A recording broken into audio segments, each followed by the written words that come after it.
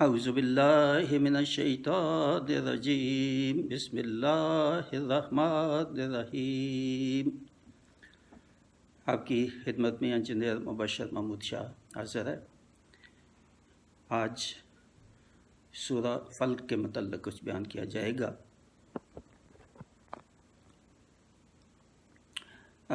سورہ فلق جو ہے وہ مکی صورت بیان کی جاتی ہے۔ اس کا 1 رکوع اور 5 آیات ہیں، اور یہ قرآن مجید کی آخری 2 صورتوں میں سے ہے۔ 113 نمبر، یعنی لاسٹ بٹ ون جو صورت ہے وہ ہے۔ تو یعنی 4 کل جو ہیں ان میں سے یہ ایک صورت ہے جو کل سے شروع ہوتی ہیں۔ حدیث میں اس کی بہت اہمیت اور فضیلت بیان کی گئی ہے، خاص طور پر اللہ تعالیٰ سے بیرونی خطرات اور اندرونی خطرات اور مصیبتوں اور آزمائشوں اور پریشانیوں سے پناہ مانگنے کے لیے یہ صورتیں جو ہے وہ اللہ تعالیٰ نے نازل کی، اور ان کو پڑھا جائے دل سے اور اس سے یقین کر کے پڑھا جائے تو اللہ تعالیٰ فرشتوں سے حفاظت فرماتا ہے انسان کی اندرونی بیرونی مصیبتوں پریشانیوں، جو کہ آگے جن کا ذکر آئے گا۔ یہ دونوں صورتیں الفلق اور الناس اللہ تعالیٰ کی بہت بڑی نعمت ہے، کیونکہ ان میں اللہ تعالیٰ نے ہمیں بتایا ہے کہ ان کو سمجھ کر پڑھنے سے انسان ہر قسم کے خطرات یعنی اللہ کی تمام مخلوقات کے شر سے، دن اور اندھیری رات کے شر سے یا وقت سے، عورتوں سے، وہ عورتیں جو پھونک مار مار کر جادو کرتی ہیں یا شر پھیلاتی ہیں، شیطان کے وسوسوں سے، حاسدوں کے حسد سے، ان سب سے اللہ تعالیٰ جو ہے وہ اپنی حفاظت میں لے لیتا ہے، اور اللہ تعالیٰ کی پناہ مل جاتی ہے جو انسان ان صورتوں کو جو ہے وہ اس غرض سے پڑھے، اور اللہ تعالیٰ کی حفاظت ہی طلب کرنا مقصد ہو۔ حسد جو ہے وہ بہت بڑا گناہ ہے، اور حسد جو کرتا ہے دوسرے کے لیے وہ گناہ گار ہے، اور جو حسد سے بچنا چاہتا ہے وہ ان صورتوں کا جو ہے وہ ان صورتوں سے پناہ لے سکتا ہے۔ مگر حسد کرنے والا جو ہے وہ بھی بہت، حسد کیا چیز ہے؟ حسد جو ہے وہ کسی دوسرے کی کو اللہ تعالیٰ نے جو نعمتیں عطا کی ہیں، وہ دولت ہو، وہ اس کے وسائل ہوں، وہ اس کے علم ہو، شہرت ہو، اولاد ہو، جو کوئی بھی اس کے جو ہے نا اللہ تعالیٰ کی نعمت ہے، تو یہ خیال ذہن میں آئے کہ مجھے تو یہ نہیں ملی تو اس کو یہ ملی ہیں نعمتیں، اور ایک تو یہ ہے کہ خیال ہی آنا، اور غیر ارادی طور پہ تو آتا ہی ہے خیال، تو یہاں تک تو کوئی ٹھیک ہے، یعنی مگر اس سے بڑھ کر اگر وہ خیال اتنا بڑھ جائے کہ وہ اس کے خلاف اللہ تعالیٰ سے دعائیں مانگنے لگ جائے کہ اس سے یہ چھن جائے، اور اس کو ملے یا نہیں ملے مگر اس سے چھن جائے، اور اس کا جو ہے نا اس کا ذہن میں بار بار خیال آئے، تو یہ پھر تھوڑا زیادہ پھر سیریس ہو جاتی ہے۔ اور اس سے بڑھ کر اور آگے اگر وہ چلا جائے حسد کرنے والا، کہ جس کو وہ سمجھتا ہے کہ اللہ تعالیٰ نے زیادہ نعمتیں عطا کی ہیں، اس کو عملی طور پر اگر نقصان پہنچانے کی کوشش کرے، اس کو مال کس طرح چھن جائے، اس کا عہدہ کس طرح چھن جائے یا اس کو نقصان پہنچ سکے، اس کی شہرت کیسے خراب ہو معاشرے میں، یا کسی بھی اور طرح، یعنی اس کے متعلق، اس کی اولاد کے متعلق، یا اور کسی طرح سے بھی اس کی شہرت کو نقصان، یا اس کی جس چیز سے حسد کرتا ہے وہ چھن جائے اس سے، تو یہ تو بہت ہی پھر خطرناک اور بہت ہی قابل گرفت ہے اللہ تعالیٰ کے نزدیک۔ حضرت امام غزالی رحمۃ اللہ علیہ انہوں نے یہ فرمایا، یہ ان کا قول ہے کہ اس سے حسد سے بچو، اور خاص طور پہ یہ جو تیسری کیٹیگری ہے حسد کی، جس میں آدمی یا اس حد تک تل جاتا ہے کہ دوسرے کو جو نقصان پہنچائے یا دوسرے کی نعمتیں جو اللہ تعالیٰ نے دی ہے ان کو کس طرح جو ہے وہ چھن جائے۔ تو یہ انہوں نے یہ بتایا کہ یہ بہت بڑا گناہ ہے، اور اس سے بچنے کی ترکیب جو بہت ہی مشکل ہے وہ بتائی کہ جس آدمی سے حسد کا خیال ذہن میں آئے یا ذہن میں آئے کہ اس کو کیسے یہ چھن جائے، اس کے لیے اس کی بہتری کے لیے دعا کرو کہ اللہ تعالیٰ سے دعا کرو۔ بے شک دل میں تو ہے وہ چیز حسد والی، مگر بہرحال اس کو زائل کرنے کے لیے اس کا توڑ یہ ہے کہ جی اس اللہ تعالیٰ سے دعا کرے کہ اس کو اللہ تعالیٰ اور عطا کرے، اور نعمتیں عطا کرے۔ تو آہستہ آہستہ یہ جو اس کے دل میں اس کے خلاف حسد کی ایک آگ بڑک اٹھی، اس کو اللہ تعالیٰ جو ہے وہ زائل کرے، اور دعا بھی کرے کہ اللہ تعالیٰ اس سے حسد سے بچائے۔ تو جس کے خلاف حسد کیا جائے اس کو تو نقصان پہلی دو صورتوں پہ تو نہیں ہوتا، تو تیسری صورت میں شاید اگر وہ کامیاب ہو جائے حسد کرنے والا تو اس کو ہو جائے، مگر اس کا بہت بڑا گناہ ہے۔ اور کسی کی غیبت کرنا، کسی کے خلاف بہتان لگانا، ویسے ہی کسی کی ایسے بیٹھ کے ادھر ادھر باتیں کرنا اس کے جس سے اس کی شہرت خراب ہو، یہ سب چیزیں بہت اللہ تعالیٰ نے اس کا سختی سے منع کیا ہے، تو ان سے بچنا چاہیے۔ اور یہ جو میں بہرحال پڑھ کے سنا دیتا ہوں، اس میں ترجمہ جو ہے، تم فرما دو میں اس کی پناہ میں لیتا ہوں،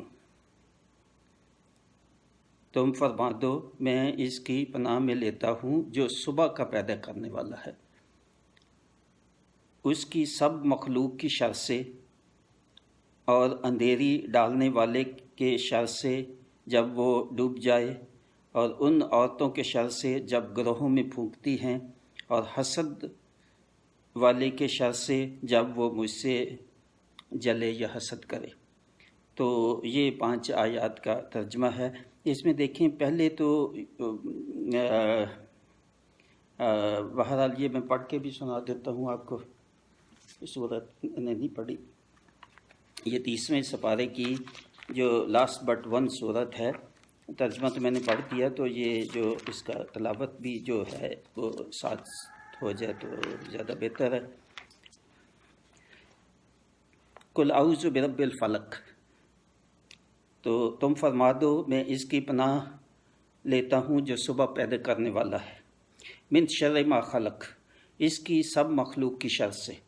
ومن شر غاسق اذا وقب، اور اندھیری ڈالنے والے کے شر سے جب وہ ڈوبے، ومن شر النفاثات فی العقد، اور ان عورتوں کے شر سے جو گروہوں میں پھونکتی ہے، ومن شر حاسد اذا حسد، اور حسد ڈالنے والے کے شر سے جب وہ مجھ سے چلے۔ تو اس میں اللہ تعالیٰ نے پہلے تو اپنی صفت بیان کی ہے کہ قل اعوذ برب الفلق، کہ کہو کہ پناہ مانگتا ہوں صبح کرنے والے کہ جو ہے جو صبح کرنے والا ہے اس کی پناہ مانگتا ہوں۔ اس کا مطلب یہ ہے صبح جو ہے وہ اندھیری چھٹ جانی، یا اس کی آگے تفصیل بھی بتا دی، من شر ما خلق، کہ جو کچھ بھی اس نے چیزیں مخلوق بنائی ہے ان کے شر سے، یعنی پہلے صبح کا ذکر کیا اور پھر اندھیری کا ذکر کیا، یعنی رات کا ذکر کیا۔ تو اس سے یہ مراد لگتی ہے کہ دن کے شر سے، ہر اس چیز سے جو اللہ تعالیٰ نے پیدا کی ہے۔ اللہ تعالیٰ نے چیزیں پیدا کی ہیں جو نقصان پہنچاتی ہیں، انسان ہے، جنات ہے، شیطان ہے، اور ان سب کے جو اللہ تعالیٰ نے پیدا کی ہے ان کے شر سے اللہ تعالیٰ بچائے، دن کے اجالے میں اور رات کے اندھیریوں میں، کیونکہ بہت زیادہ گناہ جو ہیں، چور ہیں، ڈاکو ہیں، یا اور یہ جو موذی جانور ہیں یہ بھی رات کو نکلتے ہیں، یا اور بہت چیزیں ایسی ہیں جن کا نقصان رات کو جو ہے وہ پہنچنے کا زیادہ ڈر ہوتا ہے۔ تو اس کے ڈر سے، اور پھر ان عورتوں کے جو جادو ٹونا کرتی ہیں تو وہ پھونکتی ہیں اور جو کچھ وہ حرکتیں کرتی ہیں، تو ان کے بھی شر سے پناہ مانگی ہے اور حسد کرنے، 3 باتوں سے پناہ مانگی ہے اللہ تعالیٰ نے۔ اب پہلے اپنی صفت بیان کی اور اس کے بعد یہ تینوں سے شر جو پھیلانے والی چیزیں ہیں 3، ان سے پناہ جو ہے وہ مانگی ہے۔ تو یہ تو میں نے بتا دیا آپ کو۔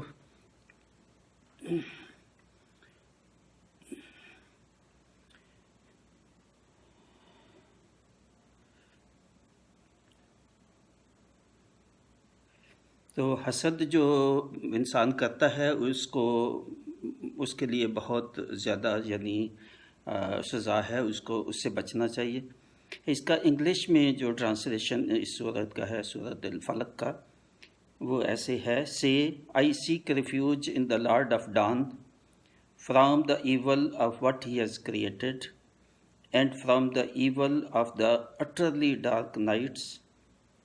when it come, and from the evil of those who blow on the knots, and from the evil of the envious when he envies. یہ جو صورتیں آخری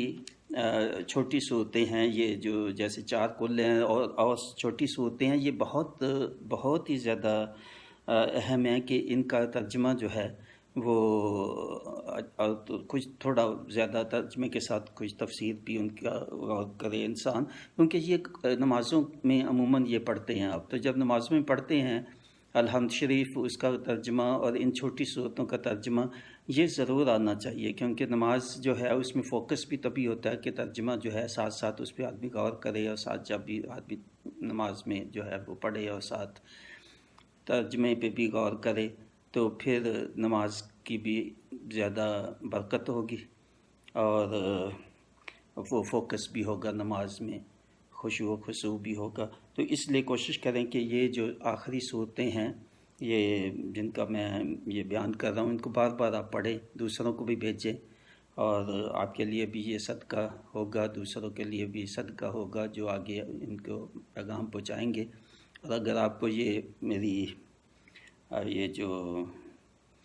تفسیر ہے یا اس کا ترجمہ ہے پسند آئے، تو یہ جو ہے اس میں یوٹیوب پہ ہے، تو اس کو آپ لائک کر سکتے ہیں یا کمنٹس دے سکتے ہیں، اور ضرور سبسکرائب بھی ضرور کریں، تاکہ آئندہ جو ہے وہ آپ کو نوٹیفیکیشن بھی چلا جائے کہ جی نئی کوئی یہ جو نا بیان جو ہے نا وہ یوٹیوب پہ آن لائن ہو گیا ہے۔ تو اللہ تعالیٰ سے دعا ہے کہ اللہ تعالیٰ ہم سب کو قرآن مجید کو سمجھنے کی، اس پہ عمل کرنے کی توفیق عطا فرمائے۔ ہمارے گناہ، ہماری اولاد کے، ہمارے فیملی کے، ہمارے جو گزر چکے ہیں بزرگ اور عزیز و اقارب، دوست احباب، ان سب کے گناہ اللہ تعالیٰ بخش دے اور سیدھے راستے پہ چلنے کی توفیق عطا فرمائے۔ وما علینا الا البلاغ، مع السلامہ، مبشر محمود شاہ۔